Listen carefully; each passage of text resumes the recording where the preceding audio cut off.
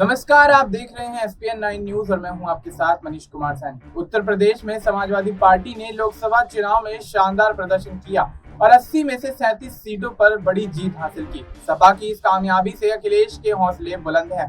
India गठबंधन के एक और दल कांग्रेस ने भी यूपी में 6 सीटों पर जीत हासिल की। इस तरह 80 में से 43 सीटें इंडिया गठबंधन के खाते में आई। यूपी में झंडा गाड़ने के बाद अब अखिलेश यादव को भरोसा है कि 2027 के विधानसभा चुनाव में भी उनकी पार्टी ठीक ऐसा ही कारनामा करने वाली है। वरिष्ठ पत्रकार राहुल श्रीवास्तव का मानना है कि यूपी की राह अखिलेश के लिए आसान नहीं होने वाली है। उन्होंने सपा को एक बड़ी चुनौती भी याद दिला दी। एक प्रख्यात अखबार से बातचीत में राहुल ने कहा कि अखिलेश को लोकसभा चुनाव के बाद आत्मविश्वास मिल गया है। उन्होंने कांग्रेस और समाजवादी पार्टी के पुराने रिश्तों का भी जिक्र किया। साथ ही यह भी याद दिलाया कि किस तरह से उन्हें 2012 में यूपी की सत्ता में होने के बावजूद कांग्रेस सरकार से परेशानियों का सामना करना पड़ा। राहुल श्रीवास्तव ने कहा कि 2012 के समय कांग्रेस समाजवादी पार्टी की दोस्त दुश्मन की तरह थी। अखिलेश के खिलाफ सीबीआई के केस चल रहे थे। कांग्रेस को जब समर्थन की जरूरत होती थी कि पार्टी सीबीआई के जरिए दायर हलफनामों में लिखवा देती थी कि वह बेकसूर है।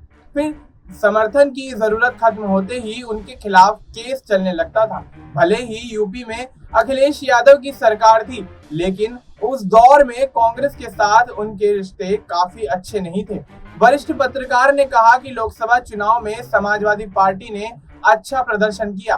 पूर्वी यूपी में पार्टी की पकड़ मजबूत हुई है। अखिलेश यादव का लंबे समय बाद कोई दांव सही हुआ है। यही वजह है कि अब वह चाहते हैं कि इंडिया गठबंधन ठीक ढंग से चले। वह कांग्रेस के साथ मिलकर काम करना चाहते हैं। साथ ही पहली बार बीएसपी का भी वोटर अखिलेश के साथ हुआ।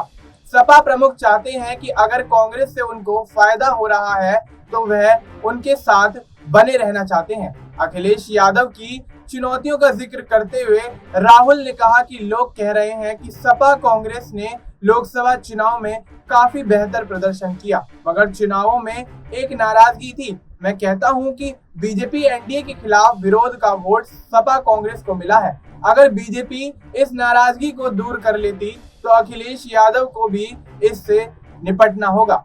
उन्हें इस वोट बैंक को बरकरार रखना होगा। इसलिए अभी उनके पास हनीमून पीरियड जैसा कुछ नहीं है। उन्हें जमीन पर काम करना होगा। देश और दुनिया से जुड़ी तमाम जानकारी के लिए आप देखते रहिए SPN9 न्यूज। मिलते हैं आपसे अगले वीडियो में। तब तक के लिए नमस्कार।